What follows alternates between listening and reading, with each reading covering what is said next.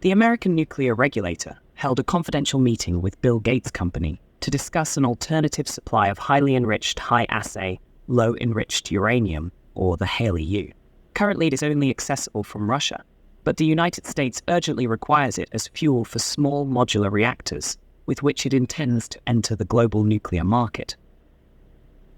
Given the short time frame to build the first US reactors, the requisite uranium can only be found in the Pentagon's reserves. Let us discuss the issue in details and how the Pentagon stockpiles may play a role.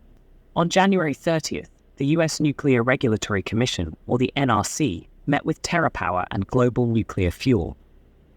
Bill Gates, the tech billionaire, owns TerraPower and is building Natrium, one of the first demonstration compact modular reactors.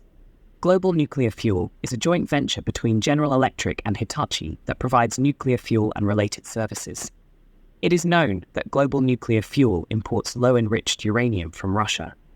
Import Genius data show that it last received shipments of uranium hexafluoride from TexNav Export in November. The meeting of representatives of the NRC, TerraPower, Global Nuclear Fuel, and the Department of Energy is dedicated to discussing the viability of the alternative HALEU source for the Natrium reactor, said the American regulator's statement. The NRC underlined that the parties must establish whether the fuel specification for the alternative HALEU source meets the conditions for categorical exclusion under the National Environmental Policy Act. The regulator stated on January 19th that the meeting would be closed, including to preserve classified materials. In the United States, nuclear power facilities currently use uranium enriched to 5%. HALEU, on the other hand, refers to high-assay, low-enriched uranium ranging from 5% to 20%. It is required to construct small modular reactors, SMRs, which are expected to commence in the United States by the end of the decade, followed by global expansion. Currently, many SMR projects are underway in the United States. One of these is Wyoming's Natrium demonstration reactor. TerraPower intends to complete construction by the decade's end and begin operations immediately. The issue with HALEU for the US is that this uranium is now exclusively available from Russia. Centrus Energy is licensed in the United States to produce both highly enriched and low-enriched uranium. However, as of November last year, the company has only produced 20 kilograms for demonstration purposes. This year, it aims to transfer 900 kilograms to the US Department of Energy. The US Department of Energy invited requested proposals for uranium enrichment services in early January to get HALEU, and applications are due by March 8th. The department gives each domestic producer a contract of up to 10 years and at least $2 million. The agency noted that the Inflation Protection Statute allows suppliers to receive up to $500 million. It is unclear whether American companies will build sufficient HALEU production in short term.